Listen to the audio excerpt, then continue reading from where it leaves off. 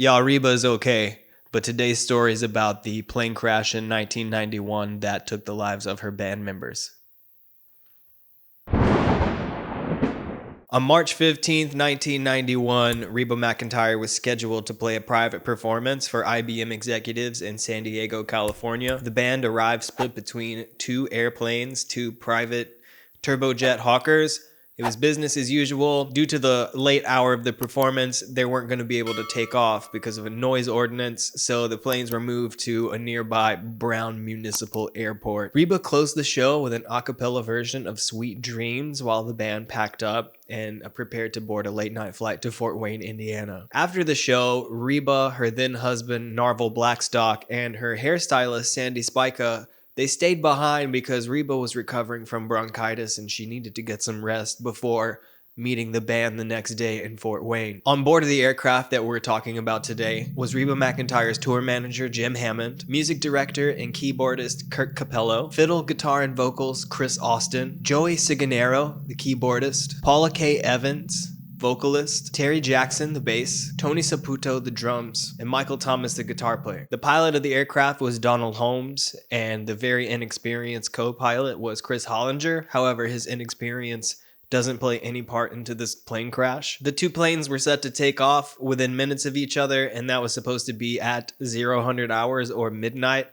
However, due to the change in location, the pilot Donald Holmes contacted flight services on 3 separate occasions to just try to be clear on how he's supposed to take off without any violations. So in order for Donald Holmes to not violate any rules, he was supposed to get a clearance for his IFR, and since he was such an experienced pilot, they were going to do that as he was taking off. However, due to the length of time it took for them to take off, the computer that was supposed to send the code to the plane had timed out at 0141. Donald Holmes had contacted flight control asking where his IFR code was, but by the time the flight service specialist resent the code, it was too late. The wing of the aircraft clipped a rock outcropping on Otay Mountain about 9 miles away from the takeoff point. It caused the plane to cartwheel. No one on board was immediately identifiable. The cause of death, massive blunt force trauma. It's been 31 years to date as of recording of this video,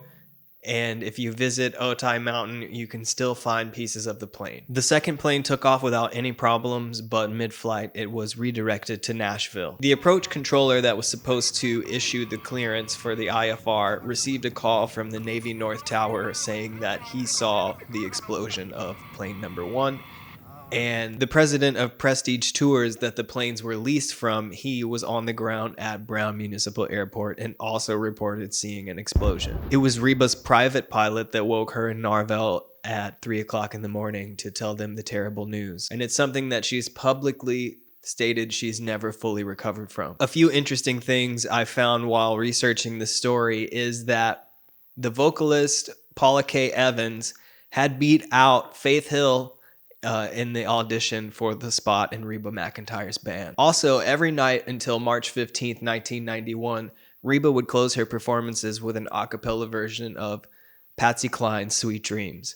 And we know that Patsy Cline died in a plane crash on March 5th, 1963. Reba didn't perform Sweet Dreams again until October 28th, 2020 at the Country Music Hall of Fame. And if that's not crazy enough for you, in November of 1992, Reba McEntire, her husband Narvel Blackstock, and her hairstylist Sandy Spica were on a plane that the landing gear would not come down. The pilots circled the airport for 30 minutes to burn off fuel and attempt to get the landing gear down, but it would not come down. So in an emergency landing and a shower of sparks, the plane came to a screeching halt. Reba McEntire stands up, gets off the plane, immediately boards another aircraft, makes it to her show in Wisconsin that evening. Fancy was my name. The absolute intestinal fortitude of this woman is insane. If you're interested in cemetery tourism, you can visit the crash location on Otay Mountain in San Diego. There's also a memorial that's located along a walk between the